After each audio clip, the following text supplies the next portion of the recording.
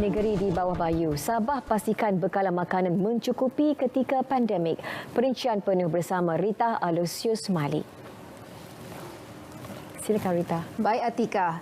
Kementerian Pertanian dan Perikanan Sabah akan terus memastikan keselamatan makanan dan pengeluaran makanan meliputi subsektor tanaman, penternakan dan perikanan terjamin dalam situasi pandemik ini. Ia dilaksana melalui inisiatif Sabah Maju Jaya dengan meningkatkan pengeluaran makanan bagi keperluan domestik dan ekspor. Menteri Pertanian dan Perikanan Datuk Seri Panglima Dr. Jeffrey Kitingan berkata, pelaksanaan inisiatif ini bagi menjamin sektor makanan Sabah kekal berdaya saing sekaligus mengurangkan bil import makanan berasaskan hasil pertanian.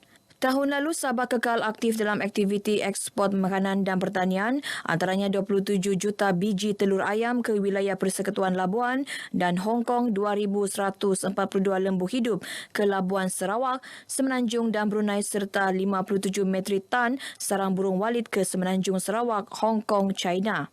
Beliau berucap melancarkan sistem ekspor-import data veterina Sabah Exim Davetsa 2.0 Jabatan Veterina Sabah di Kota Kinabalu. Exim Davetsa 2.0 merupakan sistem perkhidmatan dalam talian yang ditambah baik bagi permohonan lesen import dan ekspor untuk pemegang taruh yang kini dapat dipercepatkan daripada 7 hari kepada 3 hari selain membolehkan pembayaran secara dalam talian melalui aplikasi Sabah Pay.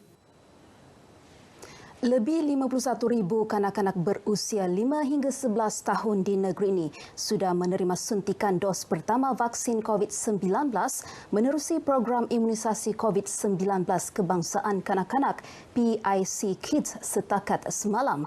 Jumlah itu mewakili 12.41% daripada 411,400 kanak-kanak yang layak menerima vaksin.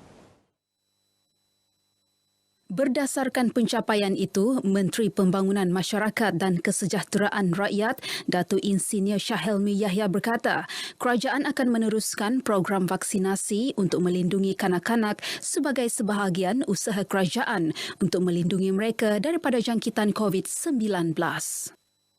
Masih ada ruang lagi untuk kita menambah pemberian vaksin kepada kanak-kanak. Jadi saya ingin berpesan kepada ibu bapa yang ada di luar sana untuk tampil ke hadapan ke pusat-pusat pemberian vaksin yang disediakan oleh kerajaan untuk memberi vaksin kepada anak-anak. Beliau berkata demikian kepada media selepas meninjau program PIC Kids di Sekolah Kebangsaan Kampung Contoh Petagas. Dalam pada itu, ibu bapa yang ditemui turut mengakui kepentingan pengambilan suntikan vaksin kepada anak-anak demi keselamatan dan mengelak penularan jangkitan COVID-19.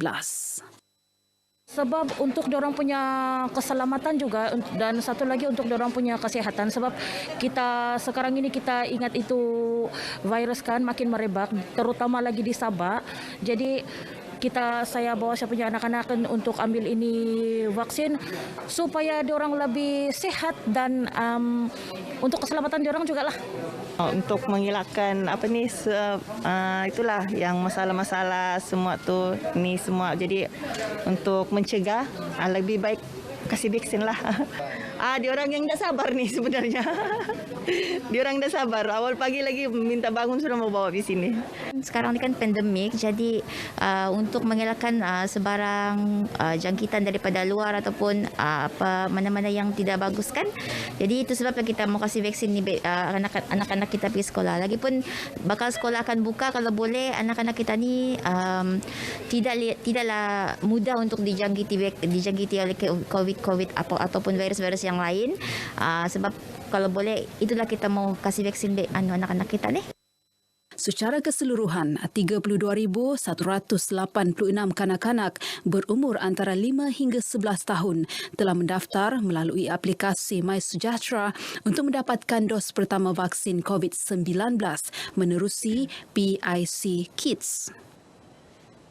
Jambatan gantung Tamparuli kini lebih selamat untuk dikunjungi dan dilalui pada waktu malam apabila telah dipasang lampu solar. Selain lampu solar, jambatan tersebut turut dihiasi dengan lampu berwarna-warni sebagai tarikan pelancongan kawasan berkenaan. Ahli Dewan Undangan Negeri Adun Tamparuli, Datuk Jahid Jahim, yakin dengan pemasangan lampu di jambatan berkenaan bukan sahaja dapat menjamin keselamatan pengguna pada waktu malam, malah merupakan nilai tambah kepada jambatan ini yang disirikan dengan lukisan mural cantik bercorak tempatan iaitu Linangkit dan Lelawangan. Beliau yang juga Menteri Pembangunan Luar Bandar Sabah berkata dengan keindahan yang terdapat di jambatan ini sekaligus menarik kehadiran pelancong ke kawasan Tamparuli yang terkenal dengan pelbagai destinasi pelancongan menarik.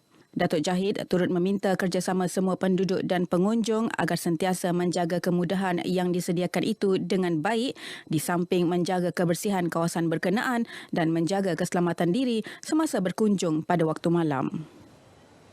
Satu sistem saraan yang baharu perlu diwujudkan segera dalam skim perkhidmatan awam. Syaur itu disuarakan oleh Presiden Kongres Kesatuan Pekerja-Pekerja di dalam perkhidmatan awam QPEX, Datuk Adnan Mat.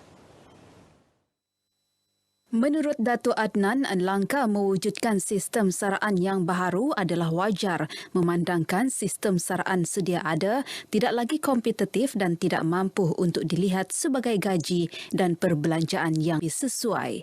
Sehubungan itu katanya kerajaan perlu memperkenal sistem saraan baharu yang lebih baik untuk penjawat awam termasuk meningkatkan gaji minimum.